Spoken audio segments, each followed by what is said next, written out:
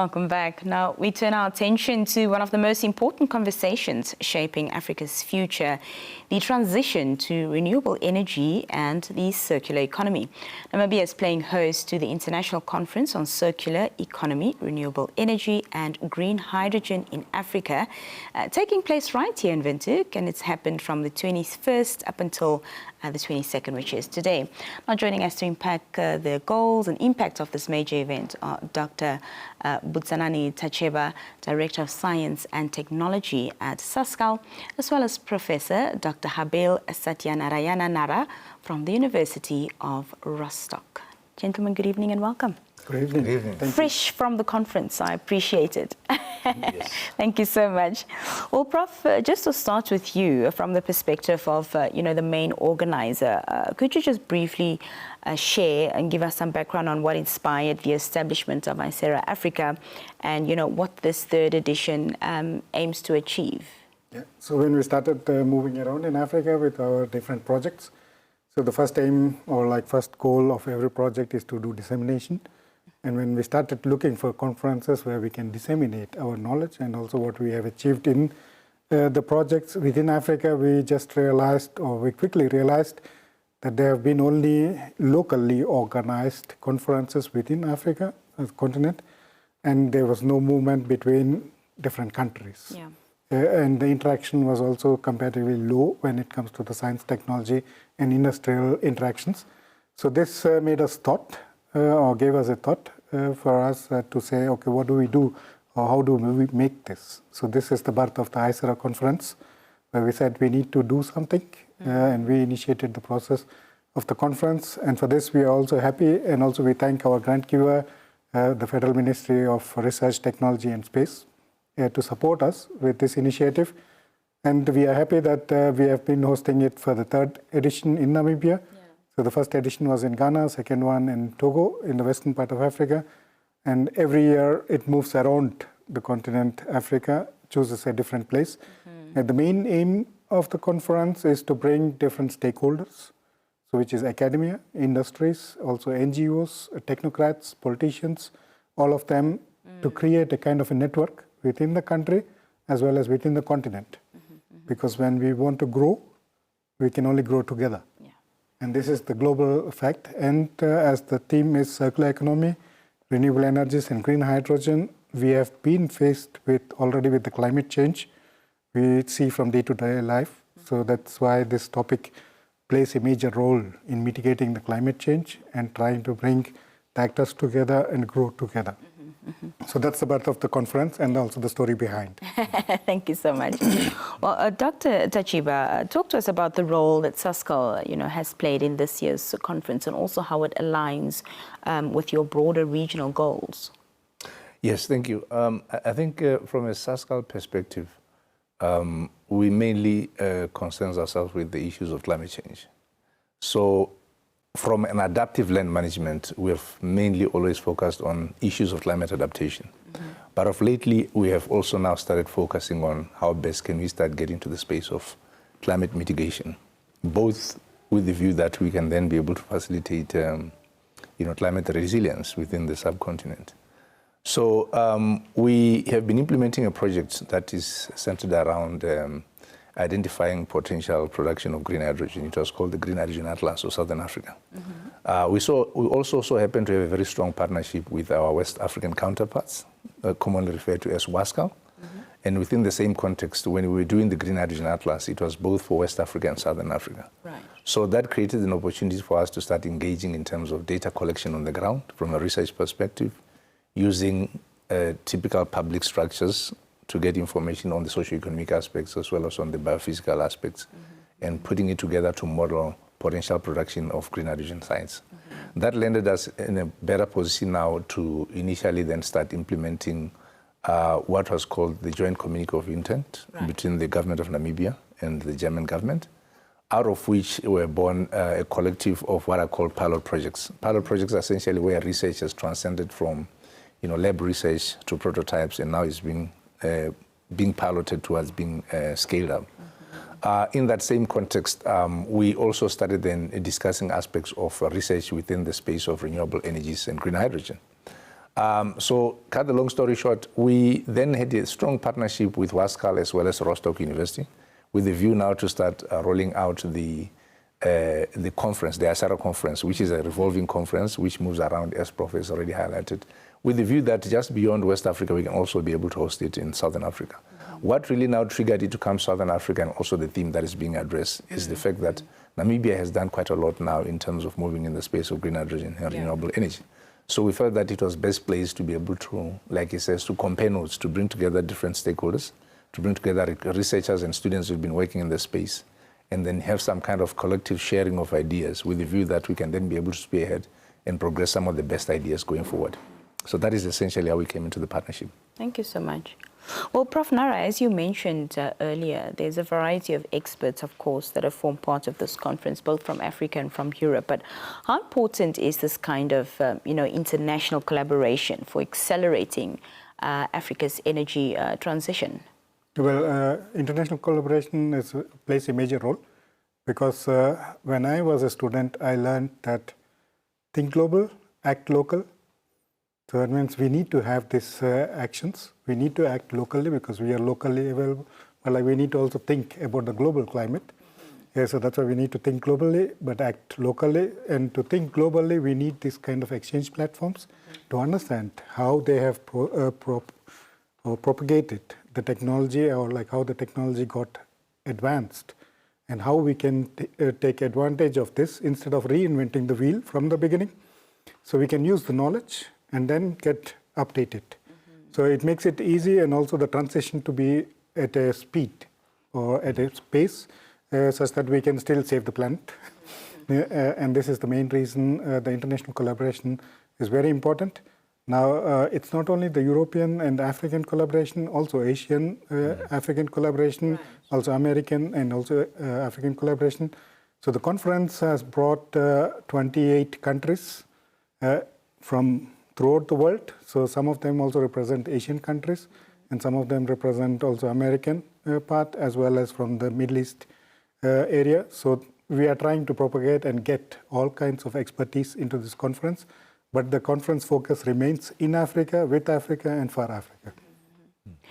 Dr. Tachiba, you mentioned, of course, that the conference provides a platform to be able to sort of benchmark in terms of how these countries or regions fare when it comes to the area of green hydrogen, etc. Now, as you mentioned, Namibia, I mean, this is our first rodeo. We're fairly new in the game. So what have your insights been in terms of where Namibia is in our green hydrogen journey? When you compare us. Yeah. So I would say that in a nutshell, the key initiative around the joint communique of intent between the government of Namibia and Germany has sort of paved the way to some extent in terms of building the structures and also contributing to potential regulatory as well as policy frameworks. Why I say that is because the initial implementation of the pilot projects for green hydrogen, the broader scheme of things was basically to see those pilot projects get to a point where they go beyond pilot phase, they demonstrate the technology, and also they can then be able to affirm the fact that there can be opportunities for investment into those initiatives. As we speak, I would say that at least two of those initiatives have gained a bit of traction in terms of getting to a point where at least there's some demonstration of production of green hydrogen. But there's also demonstration of further downstream value proposition with the hydrogen byproducts. The fact that we're using solar as well as wind to generate hydrogen basically means that the cost of production are being limited, which is comparatively, I would say, quite unique and new in this part of the world. So I think these kind of innovations are essentially what builds confidence in the industry itself to be able to realize that there's this opportunity to be gained going forward. I would say that the potential for offtake as it comes along will basically demonstrate that with investment in the right places on the green hydrogen space, we stand the opportunity of building new technologies, using more research, and also creating opportunities for new jobs. Yeah.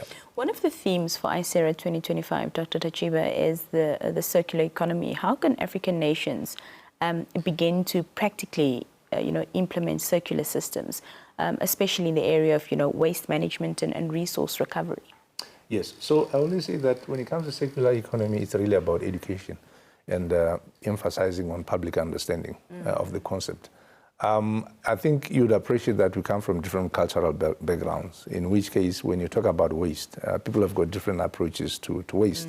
Traditionally, we find that what is normally considered waste, it could be, I don't know, some bush then that needs to be put in a pile and then set up on fire.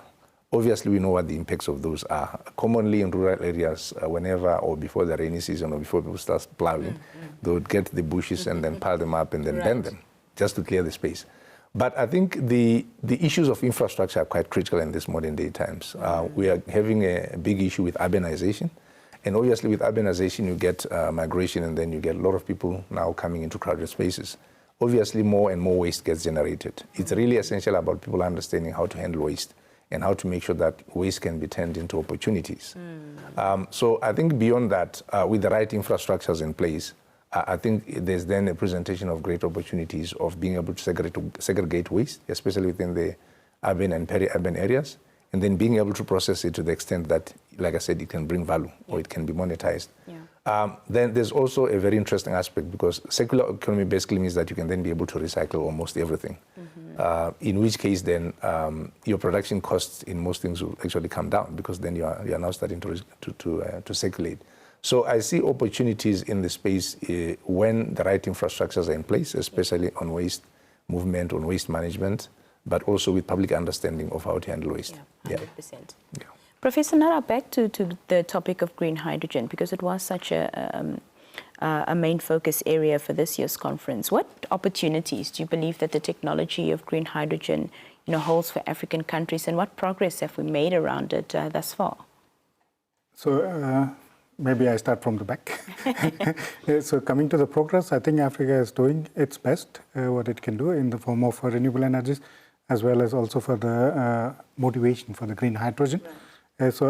And this is also the reason why we came with the third edition to Namibia, is because we see already pilots coming up in Namibia with different capacities, and we see also practical applications, because sometimes it's also a difficult challenge when a person doesn't see, he doesn't believe. So based on this, there should be such kind of activities where there are demonstrators, where people can see, people can understand, people can evaluate the risks as well as the weaknesses and also the strengths of the system, and based on which it can propagate further. So now Namibia becoming a green hydrogen hub itself in the overall continent is one of the chances which we also want to disseminate. So now coming to the rest of the African continent, I think there's been a lot of progress made, especially in the western part, or like the western part of Alliance.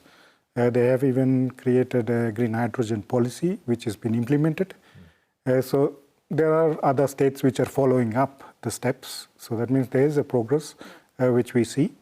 Even though for me, it would be good if it is tomorrow, we have everything green hydrogen, because we need to decarbonize the industry. And we see that hydrogen is the future, which can decarbonize. And at the same time, we don't have to compromise what we have now, and also for the future generations. So the sustainability incorporated into the whole system, we see that the hydrogen is the future. 100%. Well, Dr. Tachiba, you're undertaking a visit tomorrow, I believe the team, to the Daures village, which is in our Irongo region.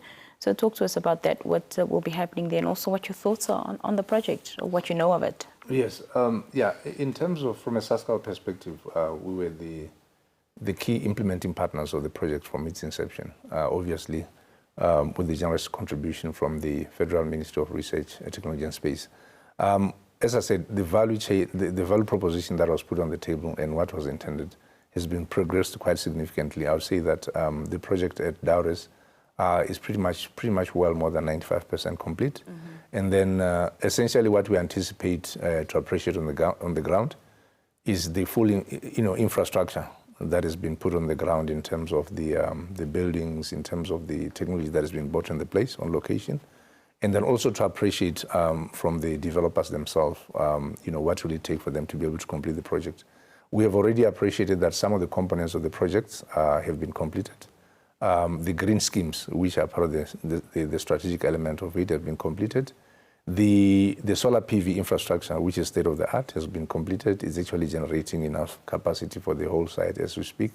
The water treatment plant, which basically is processing what I would call, brackish water, because they're basically using borehole water, and bringing that water to a potable level, and even beyond that, now bring it to a level where it can be, deionized to be used on the electrolyzers, is another level. So that is what we're here to see.